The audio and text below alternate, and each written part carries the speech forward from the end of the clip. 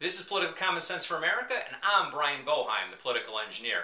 And in this particular video, I want to once again talk about the consequences of a fair tax or a consumption tax, because I really don't think they're doing the numbers right. I don't think the math is right. In particular, I want to talk about the idea of how it's going to affect the economy, consumption, and employment.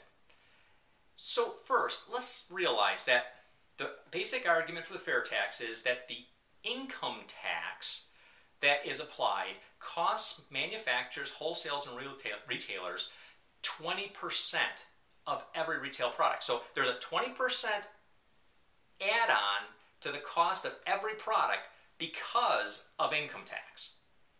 Honestly, I agree with that. I think that's a pretty valid argument. But it's not because of the dollars, it's because of the complexity. But I'll still go with you.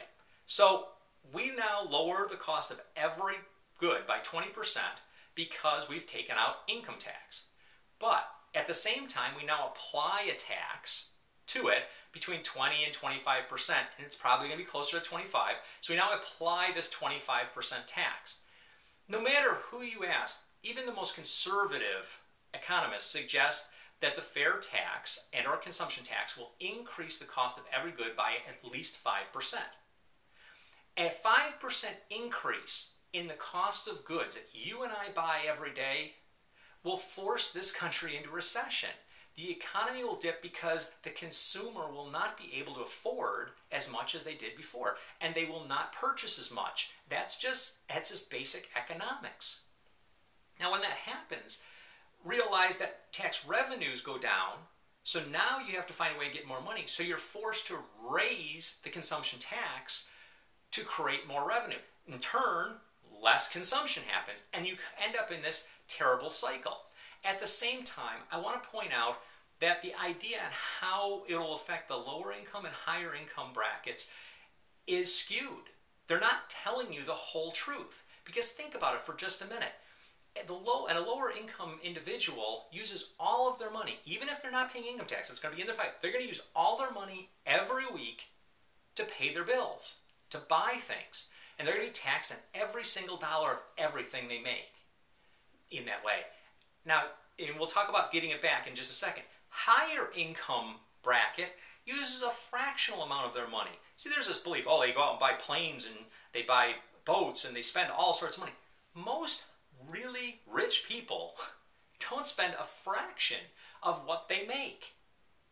And in that way, the only tax that we're going to be getting from them is purely on what they spend, which, believe me, they will hoard cash if consumption model happens. So we are going to be punishing the lower income while giving a break to the higher income and allowing them to grow their wealth exponentially. The reality is that if we had a flat tax that had 17.5% with no deductions, we'll have an even and equal taxation across the board. And a tax at 17.5% flat tax will only start after the first $15,000. So the lower income individuals will keep their money in their pocket, be able to spend it, but not be taxed on it at the same time. So we don't have this circle of money going into the government and out of the government and gaining and losing on the friction in between. That's our perspective on the consumption tax, the fair tax, and why we believe a true flat tax with no deductions on everything after $15,000 is the right way to go.